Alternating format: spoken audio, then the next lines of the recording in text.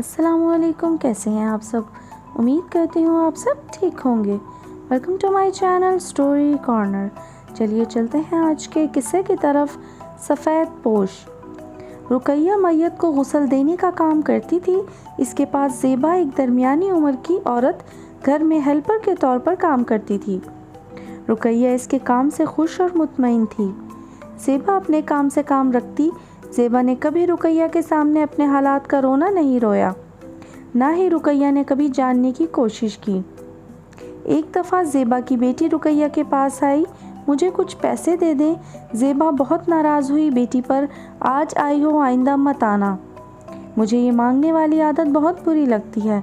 वो रुकैया से माफ़ी मांग कर कहने लगी, बाजी मुझे काम से मत निकालना, जब तक ज़िंदा हूँ अपने हाथों की कमाई खाना चाहती हूँ। ज़ेबा अक्सर सर दर्द की शिकायत करती थी। ये जुमे का दिन था।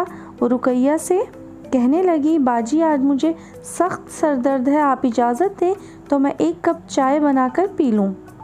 ये पहला मौका था इसने चाय का कहा था। रुकैया ने इजाज़त दे दी। वो रुकैया के घर के कामों से फारिग होकर घर गई। 2 घंटे के बाद इसे इत्तला मिली, ज़ेबा की दिमागी नस फटने की वजह से इंतकाल हो गया। ये सुनते ही रुकैया के पैरों तले ज़मीन निकल गई। वो यहाँ से खुशी खुशी गई थी।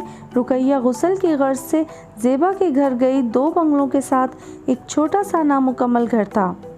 ज़ेबा का खस्ता हाल घर चीख चीख कर घर के हालात की तर्जुमानी कर रहा था। घर में जो नलका लगा था, टिम टिम करता पानी मट्टी के साथ निकल रहा था। बाल्टी भरते भी बहुत टाइम लगा। रुकैया के घर जाकर इसे एहसास हुआ, हम इस गलत फहमी में मुब्तला हैं, क़यामत के दिन सिर्फ हकूक़ अल्लाह का पूछा जाएगा। सफ़ेद पोश ज़ेबा का हाल ना इसके पड़ोसियों को मालूम था, ना ही रुकैया ने कभी जानने की कोशिश की थी। रुकैया की आंखों से अश्क आलूदी आया थी। उम्मीद करते हो ये मान अफरोज़ सबक आमूज़ सच्चा वाक़या आप सबको पसंद आया होगा। फिर मिलेंगे एक नए वाक़ये के साथ। तब तक के लिए अल्लाह हाफ़िज़। जाते जाते चैनल को सब्सक्राइब, वीडियो को लाइक और शेयर करते जाएं। शुक्रिया।